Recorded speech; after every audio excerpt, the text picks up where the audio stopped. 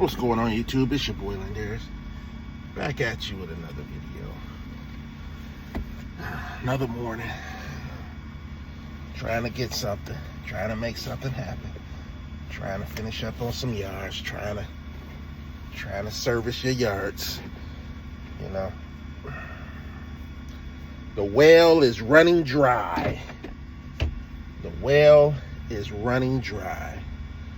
And what I mean by that is things are slowing down. Not getting as many calls.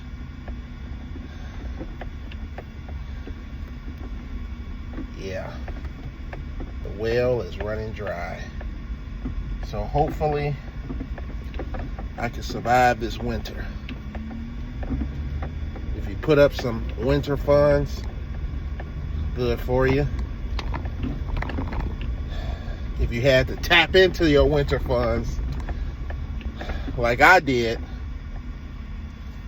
man, may the winter be nice to you.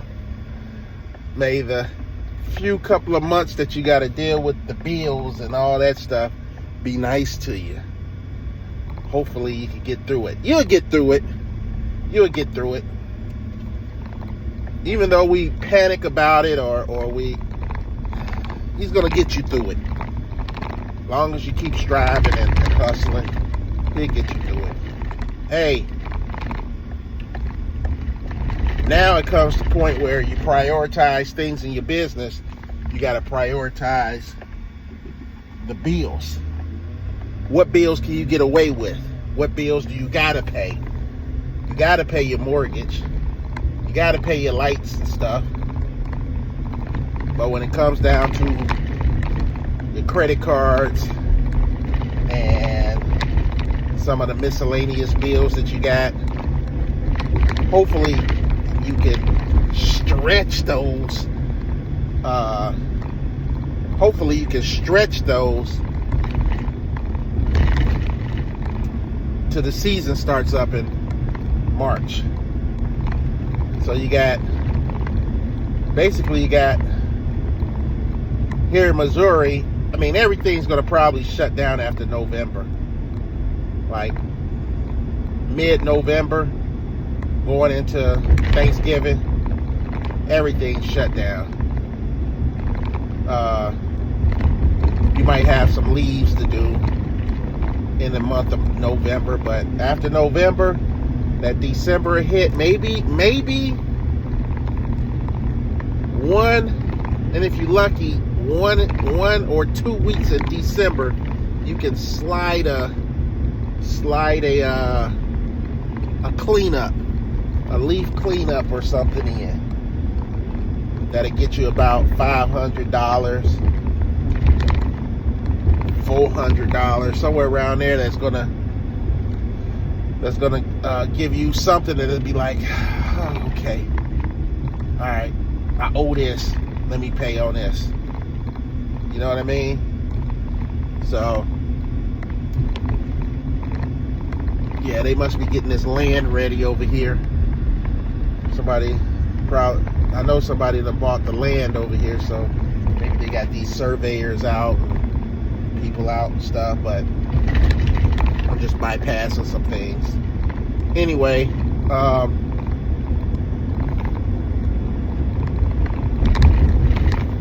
yeah, hopefully that you can make everything stretch, because even though you do the right thing sometime and try to save money and things like that, sometimes stuff just don't work out. I do believe that, man, one of the hardest things to do is save money. Now, when somebody say I can't save, I relate to them. I relate to them. When people say they can't save money, how can they save money? I relate to them, because even though I'm good at saving, sometimes when I save, the universe comes in and snatches it away. It's that old saying that anytime you got money, something bad happens or something happens, and you just got to be I don't know what it is, man, but the universe is here to take the money that you save. Somebody always wants your money. Whether you're trying to save it for yourself so that you can do something either nice for yourself or nice for your family, or you got a purchase that you want to get, a nice little couch or something, or whatever the case is.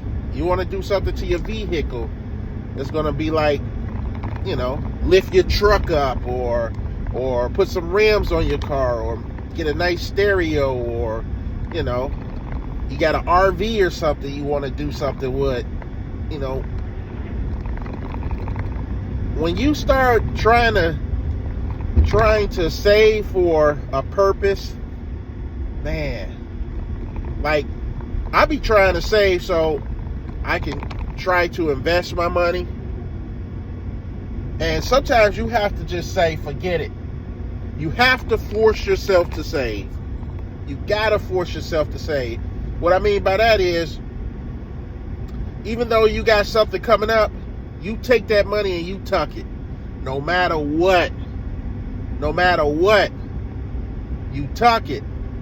And then when the time comes again and you got a little extra money, a couple of $100, you tuck that.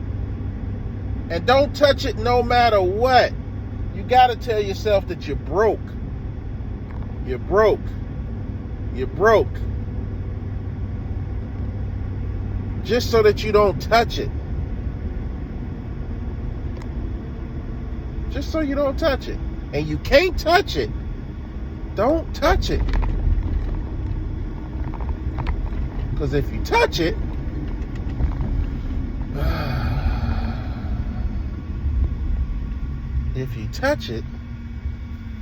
the universe got it. And it's hard to say. Y'all ever feel like that?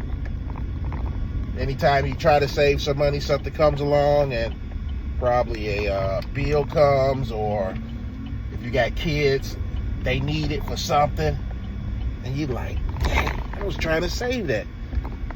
Whether it was something for yourself, or you just want to save it. Man, I gotta get some gas.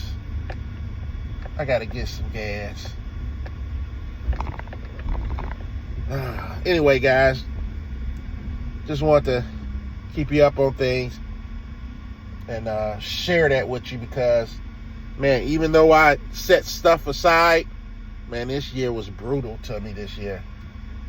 It's brutal to me. Right now, an air compressor in a refrigerator went out at one of my rentals. Air compressor. That's why I learned a long time ago, hey, that money that comes in from, your rentals, you got to set the passive income, you got to set that aside. That's really not your money. It's your money, but you got to be smart with it, and you got to be disciplined with it, because these things come about and will put a dent in your pocket if you don't set money aside for